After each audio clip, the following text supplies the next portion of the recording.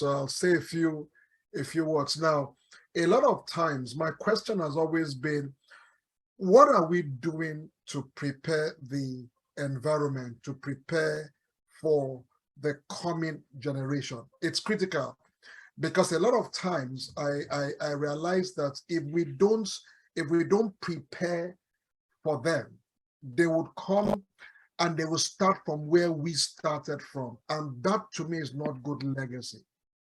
We should be able to build in such a way that they would actually be starting from where we left off. That's the idea. And for some reason, maybe because some of us don't look at it like that, we kind of miss that out a lot of times. So we have to always understand, when we talk about when we're talking about legacy, what kind of legacy do we want to leave? So this is my question to everyone on the program today. I want to ask you, what advice would you have for your younger you? So I don't know how old you are, but piggyback when you were maybe between 20 and 25, or maybe 27 max. What advice would you have for that young you if you were to face that young you now?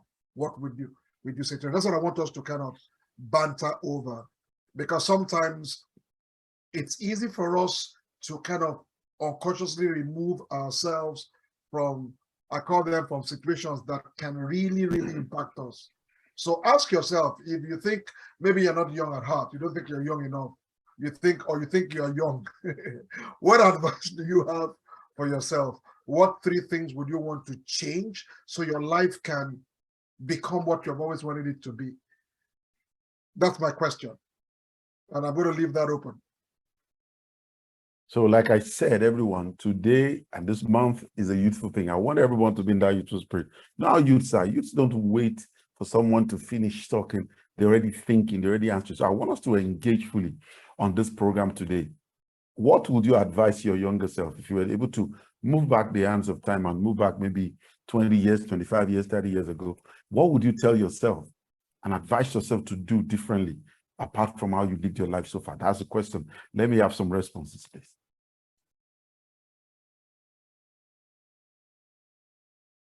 Who's going to bail this cat first? Who is the cat bailer? Okay, I'm a youth, so I don't even need to be a youth at heart. I'm a youth, and this is what we'll do. I'm looking back over the few years, just a few years I've been able to grow out of being a teenager. Some of the things that I always get to say to myself is that, one, I wish I knew some things I knew now, or I know now. Things about purpose, finding my purpose. I wish I knew. I wish I knew earlier that some things were not necessary to be done. You didn't have to do everything. Some things were just flash in the pan. And unfortunately, they take time. They take your time. They make you, just go along and spend time on those things that now you realize they're unnecessary. Let me give you an example. I was in secondary school, and then we were doing like nice subjects. And in between that, we were wondering how you want to focus on each of the subjects. If I knew better that I was going to be doing what I'm doing today, even after secondary school, I would not have just been spending time just reading those books alone. I would have been learning a skill, something that will have to do with who I am today. I practice architecture, but I realized that if I learned about tendering, I learned about running BOQs before that time, come on, I would have saved myself 5-6 years. If I learned about negotiations, if I learned about the practical stuff. So while I was in school, if I'd known, I would have spent my holidays just having fun or doing sports only. I would have just spent time on the site. I didn't figure out on time until my ITs came and I realized that there was a lot to learn out there and that the school was not teaching me more than maybe 30% of what I was going to use when I get out in the field. One thing I would have learned, really, my parents were civil servants, so they didn't have any inclination towards business. My dad, I always jest at him that you can't sell a biro. You can't resell a biro. You tell them this Bible is 20 naira, sell it for 14 naira. I say, no, why? Just give the person now. And that's one thing I will have learned. I will have found a way to just learn how to do that business, how to go into barbing, and I was making cars, but I never turned it into a big business. I will have learned all those skills that today, they will have placed me on a higher pedestal, fast, quick. And I will have also learned about my purpose, which would have just defined most of the things I've done so far. Instead of having to run this, run that, you're running to 3-4 different areas and almost, thinning yourself out. It's one of the things I would have just spent time and, focus on. Thank you. Abella says she would have wanted to tell herself to be you. Tell herself, let no one tell you can't, and then never give up without trying. And that's what she have told herself, never to give up without trying. That's wonderful. Because Coach Aniekan, looking at this topic today, we're talking about identifying, being able to know your identity, to find your identity as the catalyst of change. I think for me, the anchor of it all, like you've asked this question, is that for a youth today, who's just stepping out into their youthful age, one of the major questions that they seem to have and not have answers to is, what am I here for?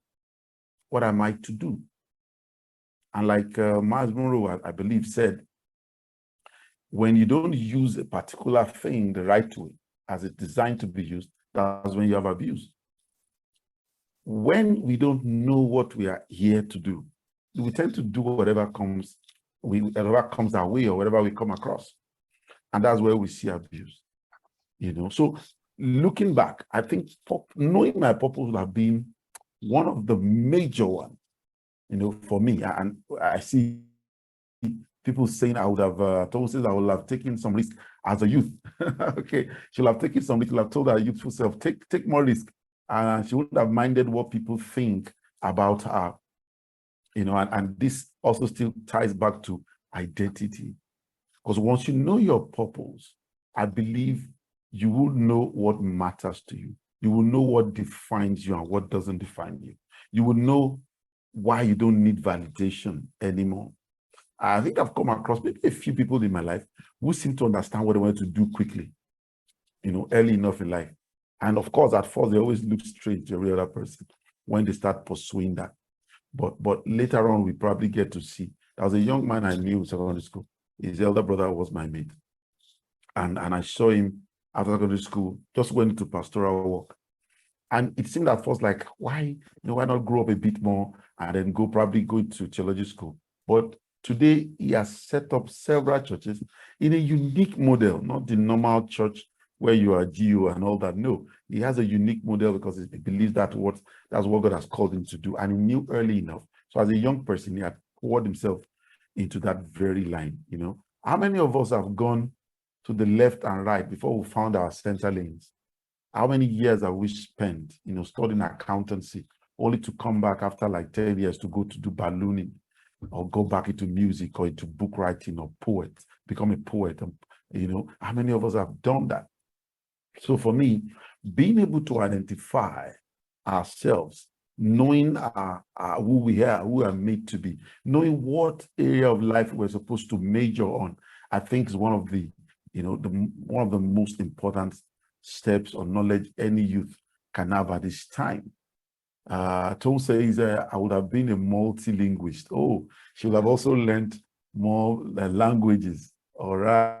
Natalia, good evening. You're welcome. Welcome to the conversation. We're asking right now that if you were able to, roll back the hands of time, what would be your letter or your advice that you'll have written to your younger self? That's the question. What would you have told your younger self and advise your younger self to do if you had the opportunity to talk to your younger self? That's the question right now. All right, Coach Aniekan. So we've had some responses. Okay, and I see you are bringing up, maybe I'll allow you to showcase this, the survey you're sharing with us. It's interesting that we ran a quick survey. The survey is still on because we're sampling people not just from one part of the world, so that it's random and it's global for us. But these are the things that we've gotten in terms of response. Obviously, from the graph, you can see that, and I'm going to, if you don't mind, let me pick up my tool here. Money has been the highest thing. So this is the question: what is the most critical issue or challenge you're facing now? And choose as many as possible. But money has been number one for most of the people that have taken the survey.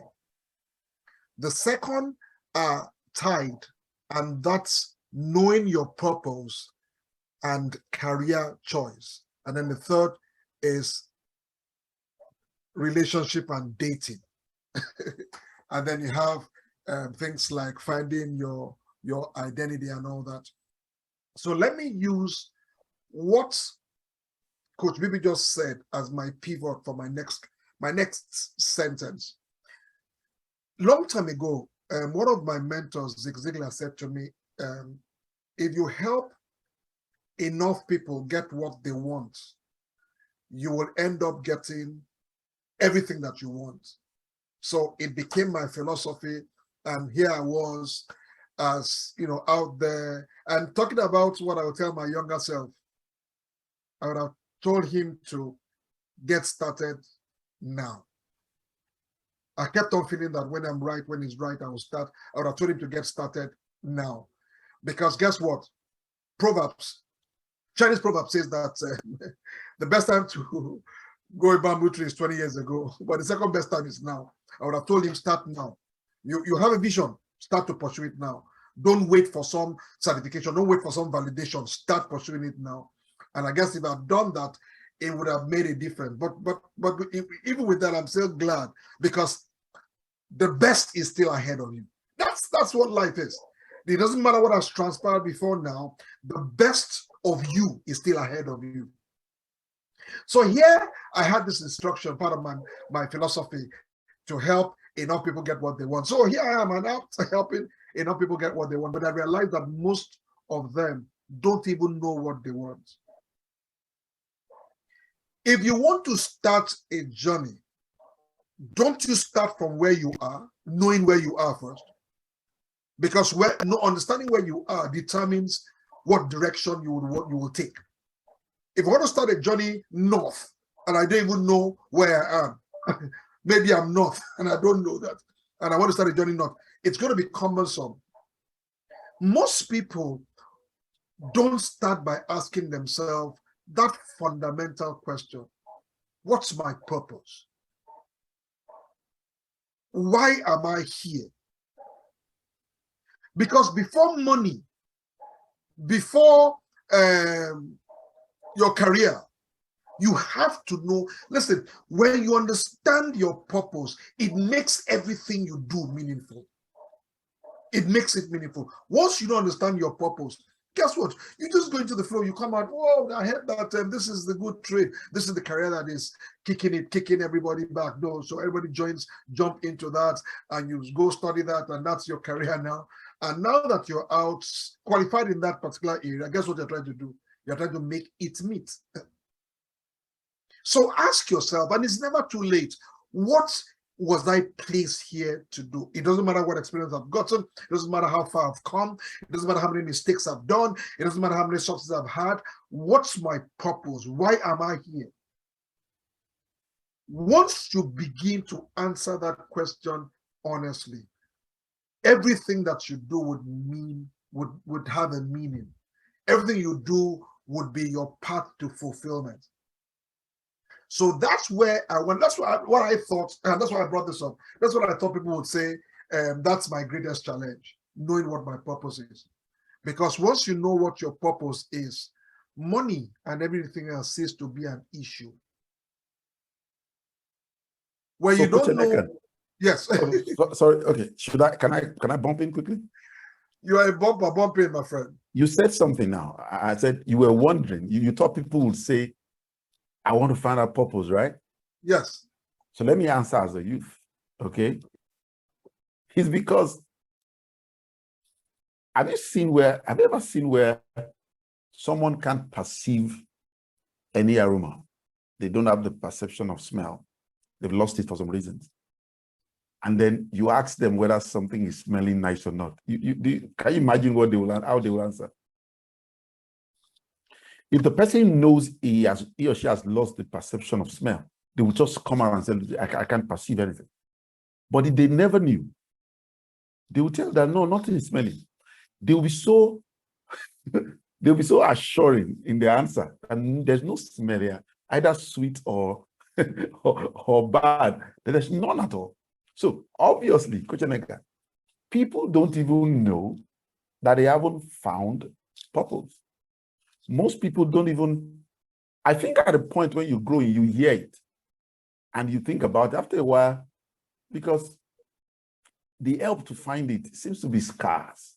So after a while, you just let go of it and assume, and I'll tell you from my own story. Growing up in the church way, reading a lot, I had, purpose, God's purpose for your life, destiny, all those things. But after a while, definitions sounded too complicated. So what do? You just put it aside, box it somewhere, and find the next available, easier option. Until when one was able to come across questions that would say, okay, you know what, we're going to simplify it.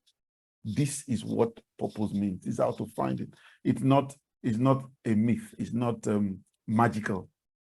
It's something that already is in you and you can build. So obviously, I think is one area where we need help, where the youth would need to find help. And even not just the youth, even the ones that are much older. So many people, when you talk to them, if you ask someone, what's your purpose? They probably tell you a funny answer like this. What's your purpose in life? I want to make a lot of money, have a nice family, and live abroad. and they mean it. And they mean it. If you laugh at them, they don't take offense, like, is that not a good thing to do? Because the definition is lost on them. It's lost on them. I think that's why people will talk about money, about relationships, not knowing that the fulcrum of all that is who you are, your identity. And let me say this quickly. Let me say like this. When you don't even have your identity, it's called an identity crisis. And when that is available, is because you don't know your purpose. Because knowing your purpose defines all about you, defines who you are, the kind of thing you should be doing, how you will do your things, and people you will move with, the kind of company you will keep, the kind of goals you will set, the kind of things that will be the front burner for you, the kind of lifestyle, the kind of, name it, even how you talk, how you carry yourself, your chi, like they will say. Your purpose helps to align all of that. Your purpose helps to align all of that, So Amazing. I think that's why people don't think of purpose first, and they think about money. Money seems to be one of the most powerful magnets right now, almost all over the world. As true as it is, there's something that Dana used to say. She says to me, she says that abuse is abuse in any language. Let's go back to the fundamental. And I know that our parents did the most that they could. They gave us the best that they had. They did the most that they could. What are we doing to prepare an environment where the ones that are coming after would ask the right questions? Because you see, I hear you, I sympathize with everyone who did understand that purpose is critical. But the question is, what were we being told when we were growing up? Because it's what we were told that we will grow up with. And you cannot take your tomorrow and put it in someone else's, and not even your parents. They did the best they could have done for you. But the question is, what am I doing now? One, for myself as an individual, and then for my children, if I have any, or for the younger ones that are around me, because we're always around, we're always being influenced, we're always influencing the younger ones, the younger generation. What are we doing? Are we addressing that as an issue? Do we see it as an issue? Because if we don't, it wouldn't be part of our conversation with them either. I said that when I saw the survey, because to me, now I'm not knocking money. Money has its place. In fact, someone said it ranks up there with oxygen, which is true. But if you put money in the hands of someone who doesn't have a purpose, it's a purposeless, it's what we call purposeless money. It's For going money to to be have an a abuse as well. For money to have a direction, it has to have a purpose. Why do you think people that win the lottery 2 years after that they are back to where they started? Because if you don't have a purpose, giving you more money is like saying, let me run faster. It's good if you know where the goalpost is. If you don't know where the goalpost is, running faster doesn't solve it. So having money doesn't solve a problem if you don't know what your purpose is. Someone said, you put money in the hands of a drunkard, he will just drink more. You put money in the hands of a good man, he will do more good. You put money in the hands of a thief, he will steal more. We think that when a thief finds more money, he would not. No, he would, because you would always, money is an amplifier, someone said, and how true it is. An enabler. So as much as we don't want to knock money, we need to set, I call it, set things right for ourselves, first of all, and then for those that are looking up to us or those that are coming after us. And most of you, I notice that you have children, whether they're in their small age or their teens or whatever, you have children. So the question I'm asking you is, how well are you helping the ones that you are influencing, whether your children or those around you? How much are you helping them find purpose? Or are you playing it down as well? And thinking, because listen, we said when we started, there's no vacuum. What you don't talk about with them, two things would happen. They either wouldn't take it important, or someone else would talk to them about it, but would talk to them about it from a different perspective. In fact, let me be very frank, they will cause more harm than good. So your purpose is critical as much as everything that we saw on that list is a, I mean, you're having a money problem. Could it just be, you're even having a job problem, a career problem, you're having a family problem. Could it just be the lack of understanding of purpose? Because sometimes, let me give a very simple example. This afternoon after church, I said to Diana and Isabel, listen, I'm parked at the back, so you guys meet me. So I go there, I'll start the car, pull out the car from the driver and then from the park, and then come beside they can see me.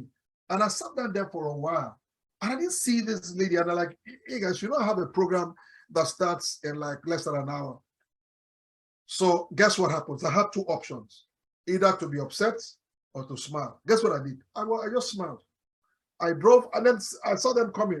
By the time they came, they just looked at me and then I was like, what happened? They said, well, we have to come through the front. I said, why? I thought I was going to meet in the back. We talked about it, we laughed, and then we left. I could have taken that any other way. I could have been upset. But everything that we do, we are living I call it an example for someone else. So if you begin to address your life's purpose, it will show in everything else that you do. Don't take it lightly. Don't take it for granted. Don't take it that someone else will teach them or will tell them or they would know. You need to understand that understanding what your purpose is what makes life sweet for you. That's why it doesn't matter what you have or don't have. Once you know what your purpose is, you're always high. You're always high. Yeah, I see hands up. Giselle, go ahead. Thank you so much, Coach. Hi, everyone. How are you? Good. You. This is a very hard topic, and this is also a very serious topic because some of us we have already have young adults who some of them have made right decisions based on the level of training that we have given to them. And if I look back when I was a teenager, as Coach Aniekan said, our parents did offer us what they have and what they offer.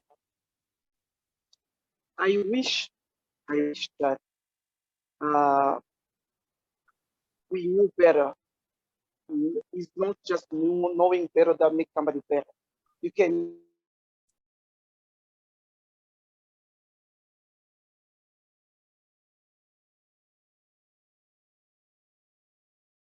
Okay, I think So we seem to be losing your audio there. So before she comes back in, let me take a quick one with the chats. The question Coach Aniekan asked earlier, there's some responses still coming in. Tom says the do's and don'ts were too much. There were too many do's and don'ts while she was growing. And she will have filled that out, some of those do's and don'ts, and she would not have believed in any myth. That's what she would have done. Also, Natalia says she wouldn't have given a dime what people say, so long as God is pleased with her. And secondly, she will have been more focused. Mr. Abayomi said, I would have aligned my purpose more with God's purpose earlier on. I would have been closer to God. Those are some of the comments that have also come in, Coach Aniekan. Wonderful. So this is my charge to you then. All the things you said now that you didn't have, you couldn't access back then, you wish you had had, you wish you had known, you wish you had heard, you hate you had seen, whatever it is. Today can be the beginning of that. Listen, I found out something today. Whether we like it or not, as long as you're still breathing, say, I've heard the word there's hope. there's hope for a dog that is alive than a lion that is dead. Although if both of them were alive, you can't compare them. So the reason that you are taking stock today, August the 7th, 2020, is because it's not late. You can begin those things that you felt. Could be said that we're young at heart, right? When does life really start for a person? Or maybe I should ask like this. So I wanted to think. I have been going in this particular route for the last 40 years. I've been going in this direction. And someone tells me, where are you going? I said, I'm going to, I don't know. I'm going to Jenkins' place. Where does he live? He lives in northern Canada. So that's where I'm going to. Person now says to me, but you are headed south. And you have been going south for 40 years. 40 years. Now, this is what I can say to myself. I've spent 40 years already. What is the use? What's the essence? Why should I even bother? My whole life has passed. Or I can say, serious? And they call, hey, Jenkins, where's your house again? And it says it's north and gives me, and I can immediately stop there. I can turn and start to head around. Listen, if I die on that journey, I'll be more fulfilled than anything else. That's what I need to understand.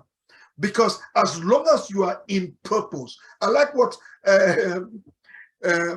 Abayomi said, that he would have loved to be close to God so he can wrap himself around God's purpose.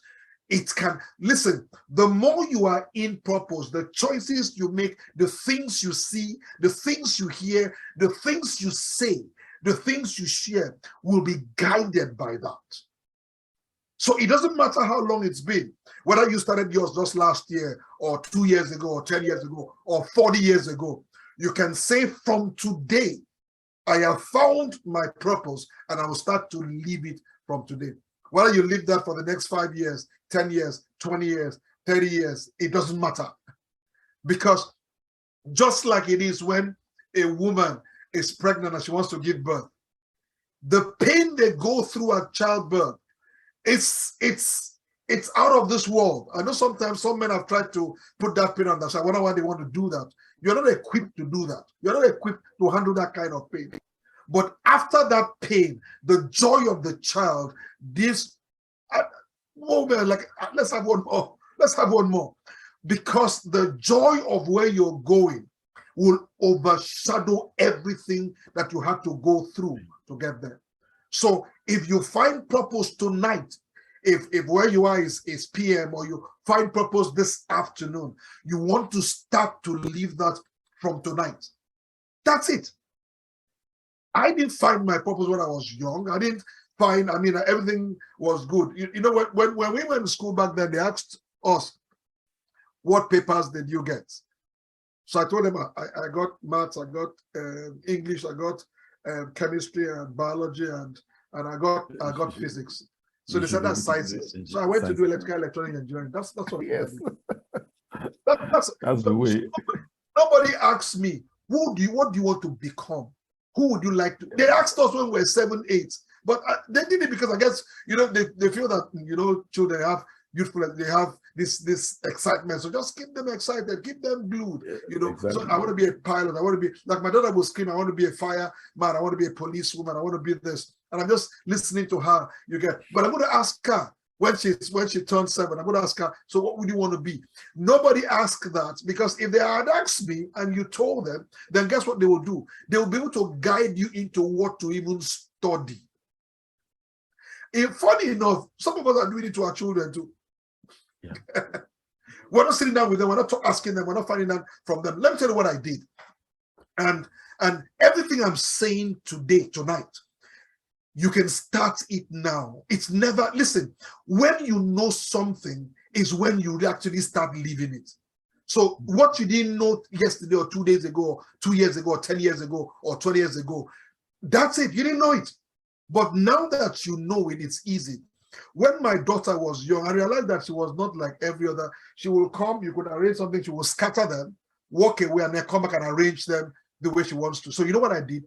I began to write everything that I noticed her do.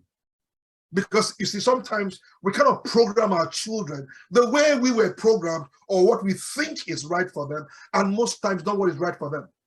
So I want to find out what her strength really. Because if you find out what the strength of the people that you are impacting, you're influencing, what their strength is, and then you will help them to build around that strength, you'll be helping them in ways that they can never repay you. So find out. So if you found out your purpose, that's the whole essence of today's program. From my perspective, at least, you didn't understand what your purpose was, but now you found it. I ask you, how well are you living it? You need to be living it 110% every second of every minute of every hour of every day of every week of every month of every year, because it's the only place that you will find true fulfillment. Coach Aniekan, I think it's profound what you just said. You were about asking a question which you've come back into, that when do you start living life? When do you really start living? I think it's exactly what you said. It's when you realize. That's when you start living in whatever aspect or area of life. It's the moment you realize. I don't know how many of us have ever experienced this when we're growing. Coach, maybe you also did, because I know, I can just tell that when you were young, you must have been up to some tricks as well. You know, when you have your, maybe a sibling catching you doing something wrong, either you went to play ball when you're not supposed to play, you snuck back into the house, or you picked a piece of meat somewhere, and that person say, I've seen you, and I'm going to tell mommy. I said, please don't tell. And for the whole week, you are watching the person's plates, you are washing the person's clothes, you are doing chores, and your parents are wondering, why are you doing these chores? But you can't say the truth now because they have a secret on you. But the moment you say, you know what, I'm tired, tell mommy, Joe, tell daddy, the power breaks up. So it's in that reality of what you also hold. Whenever you have that reality is when you start living life. And let me do a quick one for us here. The word identity is defined as the fact of being who or what a person or thing is a fact of being, now listen to this carefully, of being who or what a person or thing is. Now we know we're talking about person, so I'll stick with the person. Is a fact of being who or what a person is. Now it says it's a fact of being who or what. It means before the fact, the person has been someone, has been something. Who and what had been predefined. The only missing point there was that you didn't know. That was why it was not a fact. Identity is the fact. It's when you realize who you are. You have always been that. It's not like you find who you become who you are. No, you've always been who you are. But without you knowing, without you having the reality of it, you can't walk in who you are. You can't live in who you are. You can't find your footing where you are. You are basically just hanging on with whatever and whoever other people around you define you to be. Have you noticed when you stand in the midst of children, and if you sit down, nobody sees you standing? Everybody assumes everybody seated there are kids, and they will address you alongside. Hey, you children, stop making noise there. But when you stand up, they say, oh, sorry, uncle is there. Sorry, sir, I wasn't referring to you. People redefine you anywhere you go. I grew up playing lawn tennis a lot, competitively, played national level. But the way sports was, the kind of guys I was playing with were people who came from less privileged homes. They were the ones that had the time. Most of the rich kids weren't going to do sports. They were eating their cakes and having their drinks at home, and I was doing the active sport. But most of these guys could not even speak as good English as I could speak. They were not as intelligent as I was. But if you see us together, you wouldn't tell. So people will treat us in a particular way. It's like, you don't stay there. You guys don't know. I don't want to sound it. Somebody now whisper to the person. That is Chairman's son. He say, where? Say, hey, come. That's when I'm set apart. And I didn't even like that. So most times I don't tell people my surname. I grew up not mentioning my surname because I wanted to experience what it was. What do I mean? People redefine you if you don't define yourself. So that's what identity is. It's the fact of you knowing, knowing who you have always been. When you find out who you have always been, that's identity. Now, what do we mean by catalyst? A catalyst is a substance that increases the rate of a chemical reaction without itself undergoing any permanent chemical change. Wow. Or a person or thing that precipitates an event. So how are we catalysts? We can create a change and we don't change. We bring ourselves into a situation. We muster people in the right direction. But how do you want to be a catalyst for good? How do you want to influence things? How do you want to bring, how do you want to precipitate an event to be a good event if you don't know who you are too? If you don't have your reality, how do you want to create something good out of your influence? You mentioned before now that when you give people money more or less resounds who you are. It magnifies whatever you have. You've seen kids that will say these kids are spoiled. They're into drugs. They are into absurd partying, orgies, and all that. Why? Because they have the wherewithal. Because their parents give them money. So also, if you have influence and you cannot understand the impact that you bring to the table as someone who is influential, what you will do is the same way, because you don't just know who you are, because you don't know why you have that influence, you don't know the purpose of that influence, you probably will just lead every other person astray. And what does it mean of change as well? Change is to make someone or something different after, or to modify. Our place after knowing our purpose is to now look at our generation, look at our environment, and bring the change for it.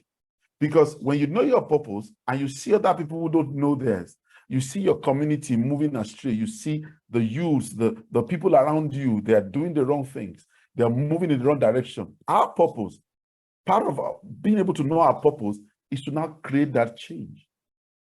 And that's what you've mentioned now. That now that we know, what are we doing for the generation behind us? That's the change. That's the change element. And like you said, that change starts tonight. As you were talking, I've thought of something I'm going to tell my kids tonight. I'm going to put them on a 1-week experiment. And I will share it here. I will tell them, for this week, there's no punishment whatsoever. Do whatever you like. Just enjoy yourself. If you don't want to wake up early, no problem. If you don't want to sleep early, no problem. If you want to play game, just do whatever you want. Let's see. You know, that's going to be a trick question for them. I want to see what they really like. I don't want to shut them down anymore. I don't want to mold them after myself alone anymore. I want to see what they really like. I know they won't go to the extreme anyway because of how they're brought up, but I want to see what are really their talents and maybe I've not noticed. Is there something I'm shutting down? I want to see that now. And that's part of the change. That's part of the change. So for us as well, though we may be older, some people may be 50 something, and you say, oh, I was going to Jenkins' house. And Jenkins means you wanted to run a business. You wanted to own your business, or you wanted to relocate somewhere. You wanted to plan your family in a particular way. You wanted your family to be happy. You wanted to be healthier. You wanted to lose weight. But you say, now I'm 55, so I just can't do it anymore. I believe we've heard the story of, I think, Colonel Sanders, of the food chain business. There was also a woman who was growing up. I think she lived on a farm or so. She always wanted to paint. Because on the farm, she never got the ability to paint, the chance to paint. She had so many children she had to tend to the farm. But when she grew up, started having kids, after having kids, her kids had children, she moved over with the family. And I think she had lost her husband at maybe 70 something. She told her grandchild that she loved to paint, and the grandchild got her some brushes to paint and started painting. The grandchild took some of the pictures of the paintings and put it on social media. People said they loved the painting. And said, that was on my grandmother. I was like, wow, grandmother, what age? And she mentioned it. And people wanted to see her. Before you knew, people posted the picture around, and it got to a gallery. And soon enough, the grandmother at maybe 80 or so was a renowned painter. Imagine starting the reality of her life at 70. Whoa. So that was the story of somebody heading south, whereas supposed to be going to the north. Like you said, he could have started to stay there and say, well, it's too late. Let me just sit here and die here. But no, we need to turn back and face the new direction. Even if you don't get to that destination, at least you'll be closer. Let me be sarcastic a bit. What if the person dies on the way to Jenkins' house? Guess what? It will be closer to Jenkins' house to move even the dead body there.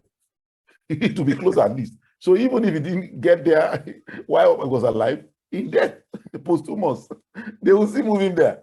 But if he continued going south, it probably would not be economically viable to take him to Jenkins' house. They probably say, you know what? This dream could not be achieved while he was alive, and it will not be achieved after his death. But what am I saying?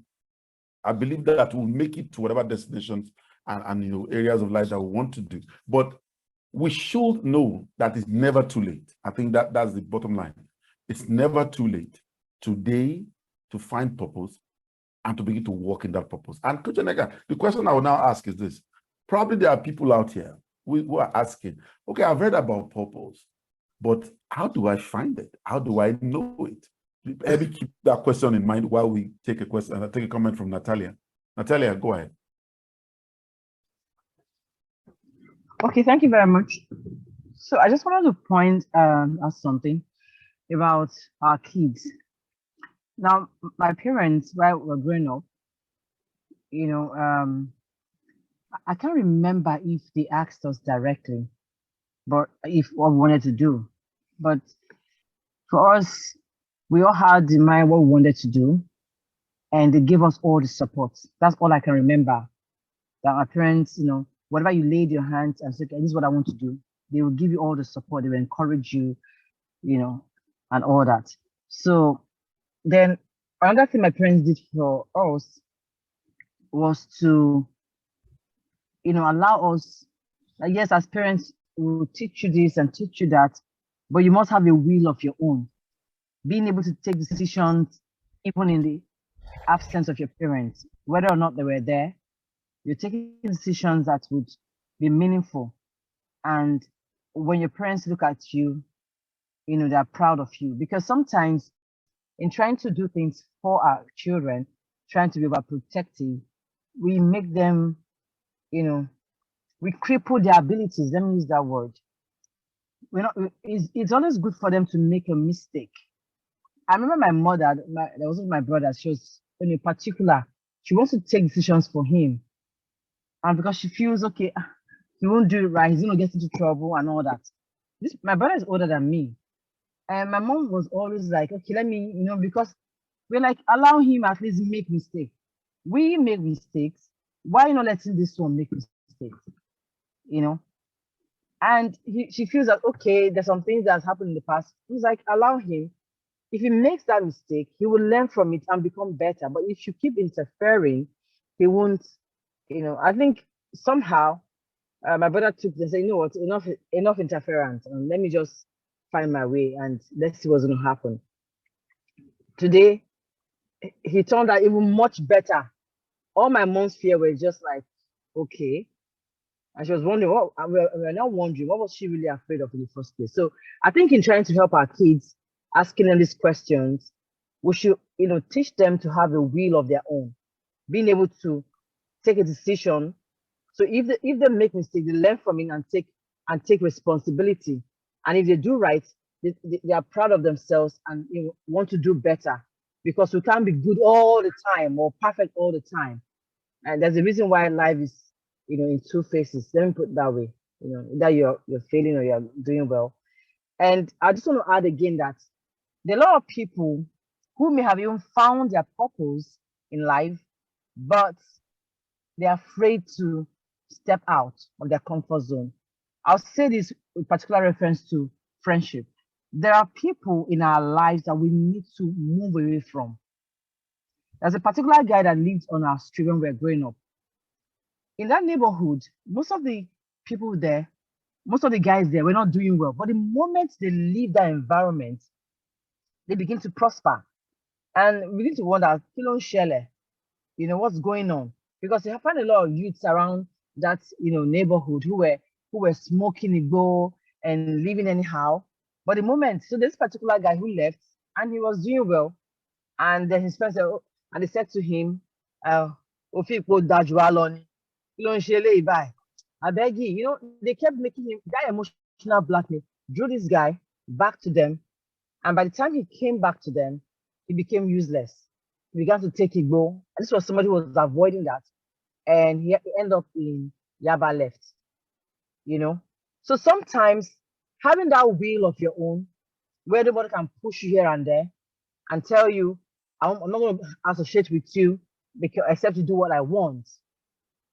I believe if his parents have taught him to stand on his own, whether or not they are friends, he wouldn't have been able to, go back to that lifestyle. So today, I don't know where that guy is anymore.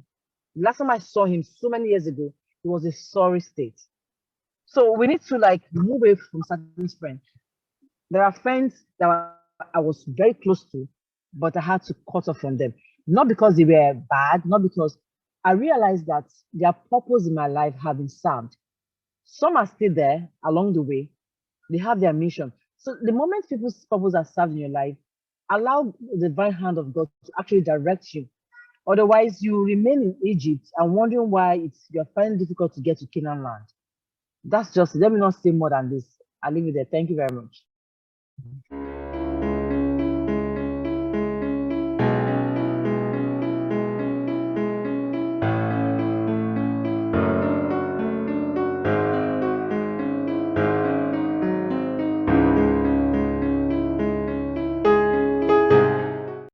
So, Coach Aniekan, I think you may have to decipher some of those codes, all those Yaba left, Canaan land, permanent sites. You may have to help us decode some of those. Thank you very much. What you've said is true in so many ways.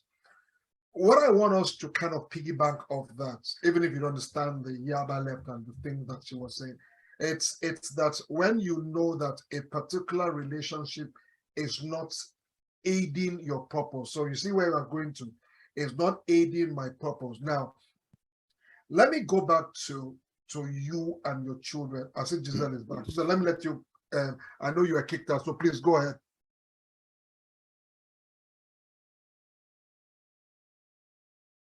Giselle, go ahead. Am I the only one having technical issues, or is everybody?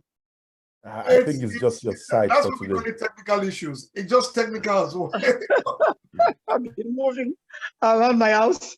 Yeah, I wanted just to comment over what my sister Natalia just said. Go ahead. I think for me personally, I do not really agree very much about having our children having their own will, because some of us, we still paying the consequences of having our personal will than our parents. Because why am I saying that? If I've been in Abuja, I know how to go in Abuja, and somebody want to go to Abuja who never been in Abuja before, I will tell him how to go to get to Abuja. But if the person tell me another other way to get to Abuja that I know is not good for him or is impossible to get there, because I've been in Abuja before, I will tell him the reason why. Being in Abuja many times, I know the road, I know the area, everything. Same with our children. We have lived before them. We have seen life. We have understood life, the reality we have seen. Some of us, we have been stubborn kids. We wanted to do our will over our parents' will. I will tell you today, myself, my brothers, many things our parents used to tell us. Our parents, they are not alive anymore. But we are seeing those things, because these things has to come to pass so that we agree with them that they were right and we were wrong. Today, our children, especially in this generation, they have been raised by everybody. The internet, the social medias. There is not like the way we grew up. We grew up, there was only our parents and our uncles, aunties, and neighbors. But today, our children are influenced by a very, very worldwide. We cannot even imagine who is really raising our children. So for me, since we know better because we do have God, we still have to emphasize what is good for them. I know that for Natalia brothers, it turned good. For other people, it turned good.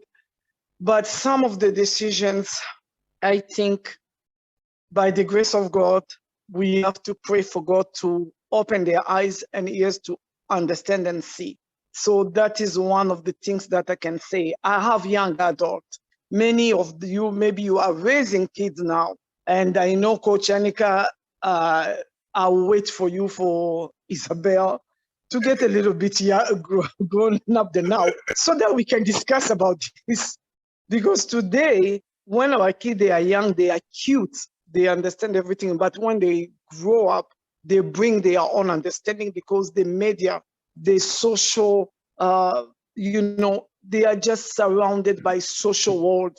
Today we have everything. They are connected to the entire world. I can be in Canada, but they are connecting with people in China, Africa, all around the world.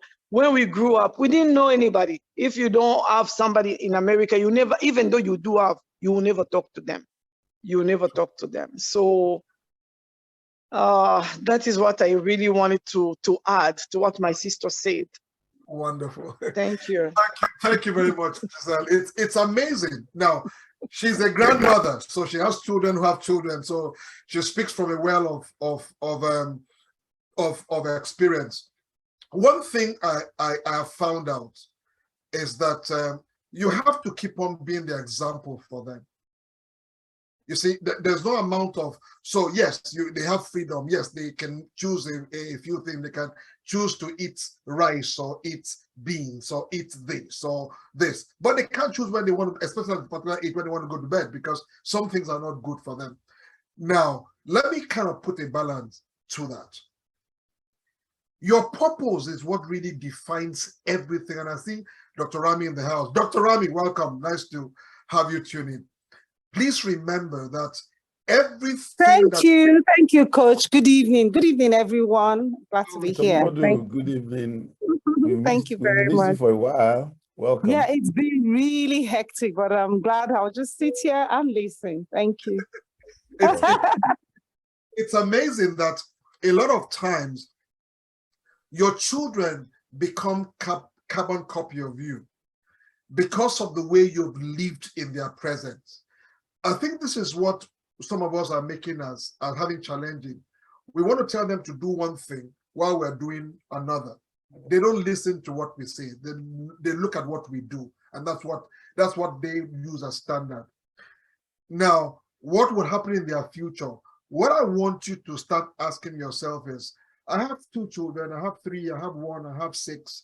Do I know what their purpose is individually?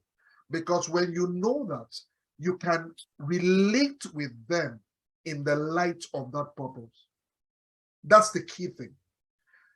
Don't lump them all together. Don't lump the group of youth all together and say they're all youth, they all have money issues. No, they all have individuality. You want to find out what that is, so that when one child asks you a question, the way you answer will be different from if another child asks you the same question.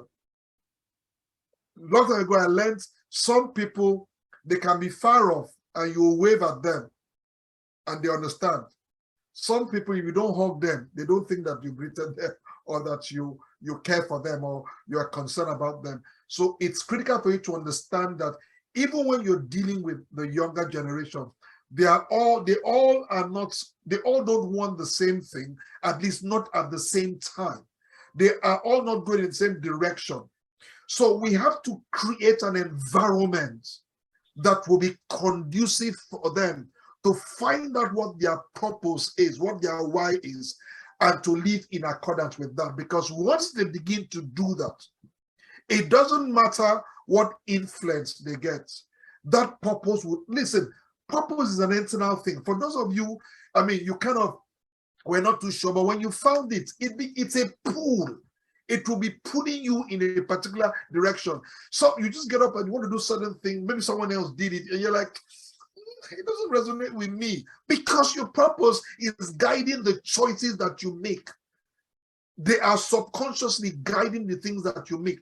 So finding that out early would solve a lot of challenge for not just you, but also your children and your influence as well. Understand that. So if you, as I said, it doesn't matter how old you are, how young you are, if you find your purpose tonight, this afternoon, you have to start living like that. I heard Natalia say that some of us have found it and you are afraid. You're not found it yet. When you find it, there'll be nothing like fear. Listen, when you have a strong enough reason to do something, nothing will stop you. Nothing will stop you. As someone rightly said, if you are unwilling, there will be 1,000 excuses. If you are willing, there will be 1,000 ways to do it. So anyone that says, I found my purpose and I'm afraid to, has not found it yet. The person maybe thinks he knows what it is, but if you're not living it, you have not found it. Because your purpose is not meant to be known. It's not meant to be perceived. It's meant to be lived. And you don't live it all in one day or in 1 year. It's a thing that you constantly, and it constantly shifts, even in the purpose. You know, it constantly, it bends, it goes through curve and then comes back again. But it will constantly move you to the destination of, as we said, Jenkins up north. It will move you to that in itself. Now, I would, and I'm saying this to myself, I would rather die on the path of my purpose than outside it. That's the truth. So if you found your purpose and you say you are afraid, then you have not found it yet. You can quote me. You have not found it yet. It becomes a compelling thing in your life. It's like those of you that have found, you have found what is right. You know what is right. So you will not steal, for crying out loud, no matter how enticing it is. You will not steal. You will not sleep around, no matter how enticing it is. You have found reason. What will push you to do it? Nothing. They say everybody has a price. No, you don't have a price. At least the price you have, Jesus paid for it. So if that's the price, then yes, but you don't have a price. So listen, when you get hold of the reason that you're here on earth, the reason why you're breathing. In secondary school, someone told me, he said to me that he said it in a way that was demeaning. He didn't like me. He's a senior. He was my senior. He was a friend to my school father or something. So he said that he can't imagine that me and him are breathing the same air. Now, back then I was young. I didn't understand what it meant. But as I grew older, it occurred to me that the guy was saying I wasn't qualified to be alive, to be breathing air. We live off oxygen, right? To be breathing air. So every day I need to tell myself, Aniekan, why should air be apportioned to you to breathe? I have to find a reason, a meaning for my life. So my life can be a flavor for others. Once you have found purpose, you realize that it's more than you. It's more than your family. It's more than your children and your grandchildren. Purpose is bigger than that. Purpose consumes you. And guess what? It also energizes, it also strengthens, it also puts a smile, joy in your heart. You are always happy because you're found. So I would rather turn after 40 years headed in the right direction of my purpose than keep going or stop like some people do and say, well, it's not over for you.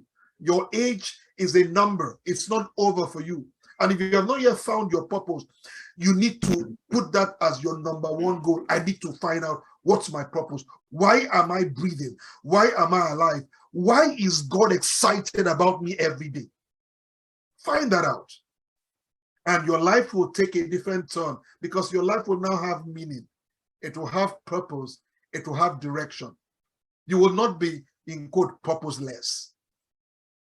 So I want you to, since you're the one on the call, I know you will take this message, you take this idea and share with others, but you have to start living purposely. You have to start being the example of a purpose-driven woman or man. It's critical. Because if you don't, you know what we do? We learn, we live, so we can teach. Don't teach people how to find purpose if you're not living your purpose. Because then even you would not be convinced enough to let them see that in you. And people see the pretense. So I know that you have found your purpose. Live it.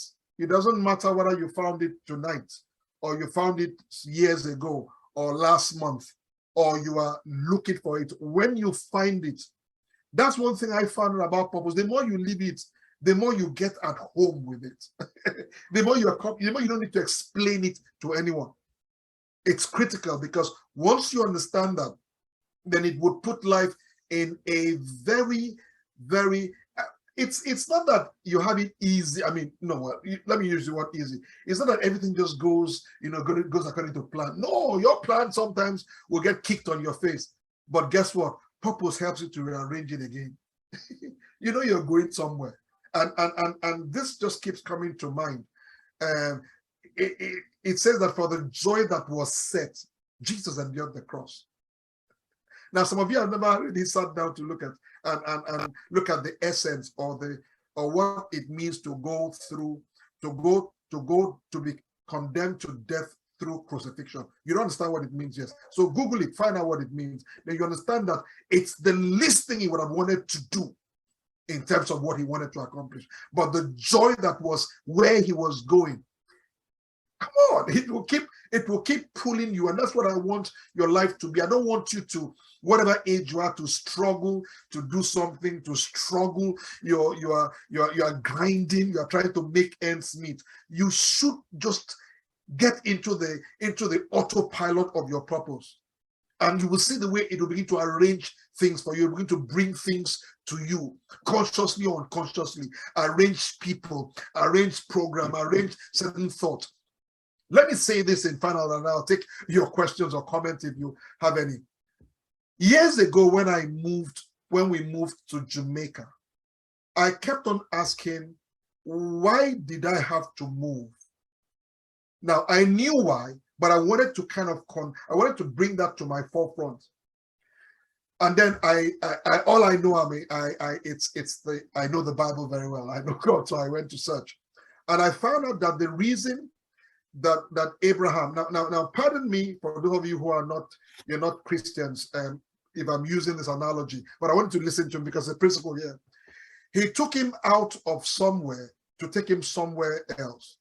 Now, it wasn't because where he took him out from was the people where they were terrible, they were bad, they were worse. No, it's because of you, the person, because he wanted to expose you to certain things that will change the way that you think. It will change your perception. And once the way you think and the way you see things changes, you can embrace certain things. Now, as long as you, just like Natalia said, as long as you are running in that crowd, it won't allow you to see beyond what the crowd is seeing. So sometimes you're taken out of it, not because those people are better than them, no, but because the thing that you need to accomplish, your assignment, will need you seeing things from a different perspective, and those influences may not help you do that. Some of you have been coming to the program for a bit now, to be a part of the platform, and I bet you that the way you see things now differ. The way you think, even about yourself, differs. Why? Because you have been exposed to certain things that are helping you think differently. It's critical.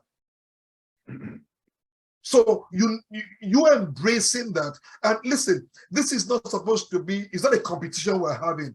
You're supposed to be comparing yourself. No, we're supposed to get inspired by this so that we can do more, we can be more, we can have more. You know why? The more you are, the more you have, the more you do, the more you can do for others. So it comes back to that thing we call purpose. So that everything that you're doing, whether you are sleeping or you're hanging out or you went out for coffee or for tea, or you're just on a conference with a few friends, or you host a program, or you're teaching or at work, everything will become meaningful because everything is seen from the eyes of purpose. I know some of you are living this, so I know some of you are example. When I sound like Dr. Rabi, when you think about purpose, that's a woman that I know. I've met her like 2+ years now, and I've not seen any other woman, I mean, in all honesty, amongst many women who is purpose-driven like this. She's so purpose-driven that even her children. Coach! Coach! I call her Mommy Bear. Because listen, I wish Grace was here. Our other friend, Grace, not Grace, I remember I say you're here, Grace, but Grace, Yomi Balogun, two of our children are getting married. And these are women who have embraced their purpose. And so it doesn't matter whether you are a woman, you are a man, you are high, you are low, you are a leader or not. Once you embrace your purpose, listen, it will show in everything. Dr. Rami, I don't know if I'm just rambling here or it's no, you're not. You're not. You're absolutely correct. I mean, I'm even learning new things. And thank you for reminding us, because really, when you're driven by purpose, nothing else matters. There are no excuses. Nothing is too big. Nothing is too small. You will go the length, because I really like that scripture. In fact, as you mentioned it, I went and put a note somewhere. You know, that's for the prize, because of the prize that was set before him. He endured the death on a cross. And I like the fact that you brought it out, that we should go and read. Really, dying on the cross is not an easy death at all. Those days, it was like the most horrible death you could die. And that's what he went through. And how could he do it? Because he was looking at the vision, what had been set for him. That's what has been written in the books for him. That's what his life was about. So what you're talking about now is, look, what has been written in the book for you? What is that thing that you would achieve? And it will be, you have achieved purpose, as it were. So what is it? You know, it's not easy at all, but it's just something that needs to be done. It just needs to be done, and you do it regardless. And like you said, I like the way you said, it's not that it will not be difficult, but in all of this, you will just find that you have grace. There's just grace to do the work that is necessary. Of course, there'll be sleepless nights. Of course, there might be disappointments, but you will fall and get up again. As you fall, you will get up again, because your face is set on that prize that you're going for. Prize. So excuse my accent, I mean, you know, the prize that your eyes are set on. So I totally agree with you. Thank you for the reminder. Thank you.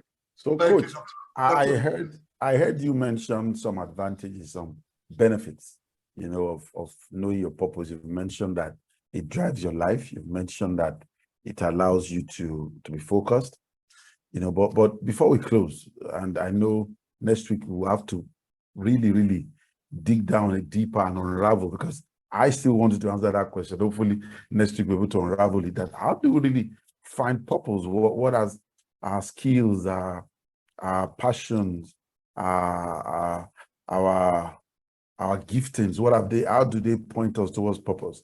I'm sure next week we're able to unravel better. But before we go, what are the dangers of not knowing your purpose, living life without knowing your purpose? Just if you can help me, discuss that briefly before we close. Not knowing your purpose is pretty simple. It's not rocket science. You remember I quoted, I shared in Nugget, I said that if you don't know where the goalpost is, running faster doesn't get you to the That's the destination. difference. Exactly. And I found out something 2 weeks ago. I spoke to a dear friend of mine, and she talked about, so coach, what really is, I'm going through a lot of things. I said, listen, success is putting one foot in front of the other. Whether it is at a slow pace or at a fast pace is relevant. Life is not a sprint, remember. So just putting one foot in front of the other. But I now added a clause, in front of the other, in the direction of your goal. So if you're putting one foot in front of the other in any direction, you will get somewhere. But is that where you should be? Becomes the question. Your purpose helps you it will help you make choices. The person you marry, the children you have, where you live, the kind of job you do, the business you're involved in, the way you look at people and look at money and look at resources, it will shape everything that is around you. That's the power of your purpose. I didn't understand that a long time ago, and I kind of wrestled with it because I felt, you could do this and do. No, listen. Let me put this to you in closing, just to kind of tie this up for today. You have been placed here to solve a particular problem. So you have an assignment. If you are not solving that problem, guess what? You become a problem that someone has to solve. Aniekan, can you just say that again? Can you just say that again, please? Look at the human body. So I wanted to look at your body. Everything on you, all your body parts are all solving a problem. My eyes, my nose, my mouth, my head, my hands, they're all solving a problem. If I woke up tomorrow morning and my hands refuse to move, they refuse to solve the problem that they were created to solve, they become a problem. That's why you hear certain things, you see certain things, and it kind of, some things you see drives you to tears because they are the things you were created to solve. Someone else will see it and wonder, why are you crying?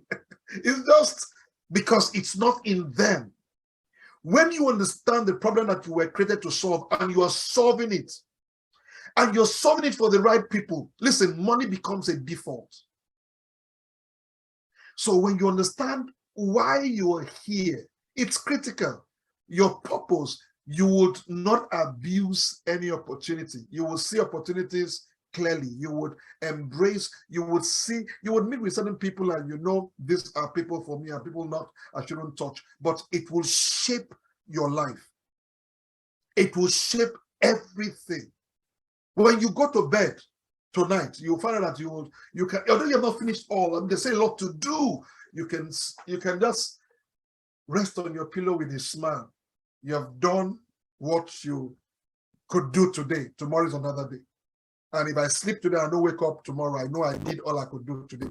But you rather be in purpose than outside purpose. And I like what Dr. Rami said. When you found it, there's no excuse. Would you rather live or survive? And that's another story. You know what? This animals survive. To live means to live. That means you're living a meaningful life. We talked about fulfillment last month. You have to be living meaningfully. So if you don't know what your purpose is, let me just interject. For the next 4 weeks, for those of you who are saying, and if you know it already, and you're like, let me make sure that I'm sure about this. For the next 4 weeks, we're going to be having a workshop. Let me read the name for you. I want to make this. I'm going to make this. It's going to be strictly. How do I put it? hold on. It's going to be strictly invites because we want to kind of keep it minimal so that we can impact as many people as possible. It's going to be practical. So if you're thinking of where I will come and tune in and be listening to some good work, no, that's not what. It's called How to Master the Art of Goal Setting for Your Everyday Life. So week 1, it's a 4 weeks program. I told you it's on Tuesday, but I won't give you the details unless I know that you are. Week 1 is understanding your life's purpose so your goals can be meaningful. Week 2 is the simple act of effective goal setting that many don't know. Week 3 is the simple act of goal setting for the busy professional. And then week 4 is the only critical approach to planning that makes sense. So if you're wondering, hey, listen, how do I find my purpose? We would look at that in those classes. We're offering them free for members of our community. So if you're not part of the community, run to that now. But if you're already a part of it, just watch out, look out for that. We should have that run out by today, because by 12 midnight, by 11:59 p.m. your time on Monday night, just before the program, or maybe till the morning, we'll keep it open. We'll close registration. So if you're not registered before then it wouldn't be possible to attend it. It's not the number of people that we want per se. We want to make sure that everyone that attends the program, when they are done, but they will be living ahead of their purpose. So they will living their purpose in such a way that it's all envelope around them, and they will understand how their goals stems from their purpose, not just goals. So look out for that, and I know that. And please, if he's on the call, right? If you maybe you want to tell her thank you for asking, because she's the one that asked. And I appreciate that. So that's it from me. If you have any question, you know how to reach us. You know how to reach me. There's no questions too big. There's no question too small. And if you want to talk to any of our coaches, please feel free. But the community is where everything happens. So go there. Be active there. All right. On that note, Coach Aniekan, there are some questions on the chat box you're going to have to address next week as well. Sorry, can I ask a question? Yes, please. Okay. Coach, where's the community? Am I missing something? All right. So I don't think you're on the community yet. So I'm going to get you there. By the yes, I'm not. I need to be there. Your number will be added because you already have your number. But if anyone is here whose number is not with us officially, because we need you, we don't want to add people without their consent. You understand? So Dr. Ramoto has given our consent, our number will be added. But if you are on the call and you are not in that community and you want to be, just quickly go to the chat box before I round up and drop your phone number there. Or reach out to whoever invited you, or reach out to me or to Coach Aniekan and send your number. Say, hey, please add me to the WhatsApp community. We'll add you there. Also go on Facebook and you're able to see our page there. Also, you could throw in a line and let us know you want to be added. Okay. Mr. Charles Alabi says, add me there. Coach Aniekan. Please, the questions, let's go over them. I don't want, if someone's purpose must be discovered tonight, let's keep it clean. All right. Please. The question that it says, can you have numerous purposes? Can you have more than one purpose? And Dr. Rami had answered a bit and said, oh, you probably have different purposes, but for different areas of your life. However, your vision is unique and unchanging. I'm sure we have differing opinions about that. Because of your request, I will give you 2 minutes. If you can you have numerous purposes? Different purposes. So number one, you want to ask yourself, when you say different purposes, what does that mean? Does different purpose mean I married Diana now, but I have another purpose to marry Susan? Is that what different purpose means? So listen, your purpose would also change as you progress. For instance, my purpose when I first got married was to make sure that my wife is blah, blah, blah, blah. But now it's not, because we have outgrown that. So as you get into your purpose, it's not one fixed thing. It's not a fixed, so that's why you can't find it in one day or one 4 weeks program. What the program will do is get you started living that purpose. So you have to weigh, your purpose is like, how do I put it? It's like a train, okay? The train is going in one direction, but you notice there's always a head that if you find what that head is, it will pull the other things along. For instance, your husband's purpose cannot be, for better word, maybe to pastor a church, for instance, and your own purpose to pastor a church in Toronto, for instance, or your own purpose is to do whatever in Jamaica. That's going to be a conflict. So your purpose, so that's why I said there's a lot of things that has to come into understanding what your purpose is. It becomes your major. So your purpose at one time, my purpose was to serve a particular minister while I was in Nigeria, for instance. But when I moved, that purpose changed to serving someone else. But it is still the heart of serving that is critical. So my purpose is to serve. Who I serve can differ. Do you understand what I mean? I hope I'm making your purpose. Yeah, Coach, for me, I think that's where the definition really sits. The purpose is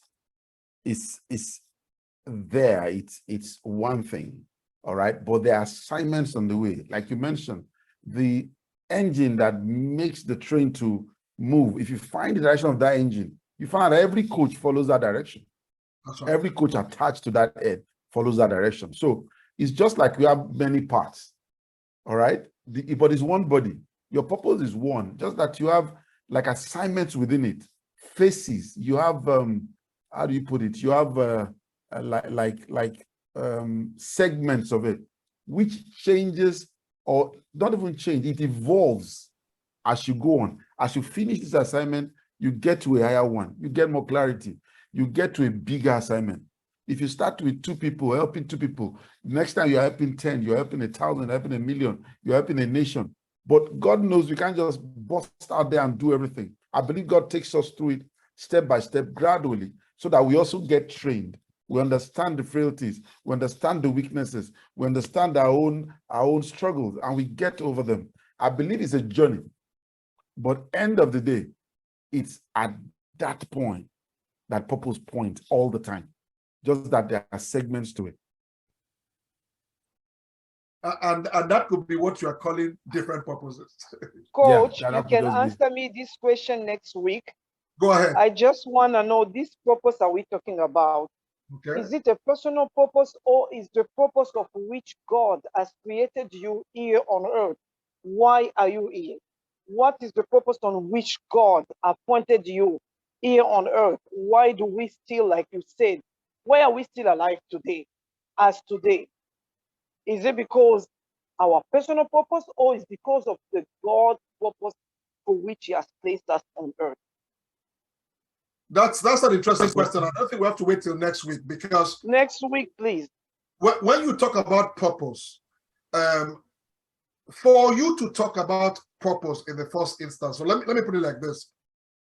When I buy a new machine, like I bought my phone, I go to the manual, because in order for me to use this machine the way it was designed to be used, I have to find out what the purpose of the manufacturer was. Otherwise, I can be using this phone to drink, to eat rice. So when you talk about purpose, really, where does purpose come from? For the fact that you have to discover it, obviously, it would mean that it's something that we all know by default. Now, people have kind of found purpose for themselves. The thing is that it doesn't stand the test of time, like asking the one who made you, why am I here? So we can't divulge purpose from who created. How could I find it? I'll be using my phone to eat rice if it's okay. But once once Samsung notes guys find out, they wonder if I'm okay, and they might ask me to see a psychiatrist, because it wasn't created for me to use to eat. So it doesn't matter what I have. My own purpose is to eat rice with this, and I'm using this to eat rice. It doesn't make it right. So finding out what is original, but how do you do that? Because the way that we've been created, certain things have been put inside of us. I like to say this a lot. Eternity is in your heart. That's why I love coaching. So it's not trying to get you to be someone else. No, it's to chip out the unbelief, the fear, the doubt, the uncertainty, so that you can see yourself in the true light of who you've been made to be, and then live accordingly. That's all that we can do as a coach. As someone said, the teacher would open the door. You have to go in yourself. So if we take away the things that are questioning your heart about what your purpose is, so that you can see what it is. So I will not be telling you in that program what your purpose is. So if you're thinking you're going to go to Coach Aniekan or Coach BB or Dr. Rami to tell you what the purpose is, you are not getting it. It's for you to discover. We will give you the tools, we'll give you the things that is required. Jesus is laughing at using my phone to eat rice. Yeah, that's what happens when you try to have your own purpose instead of finding out why you're here. So the question is, and you can ask that tonight before you go to bed, if you don't know, why am I here? What's my purpose here? What's my assignment here?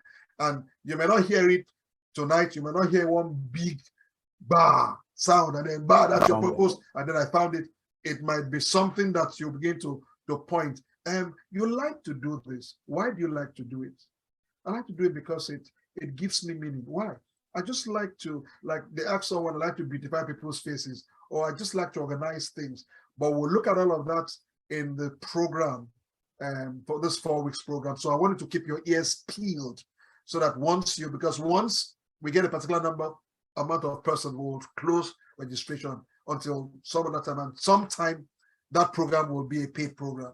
So the only time you can get to that program for free is this one that we're doing, starting August 9th, 16th, 23rd, and 30th.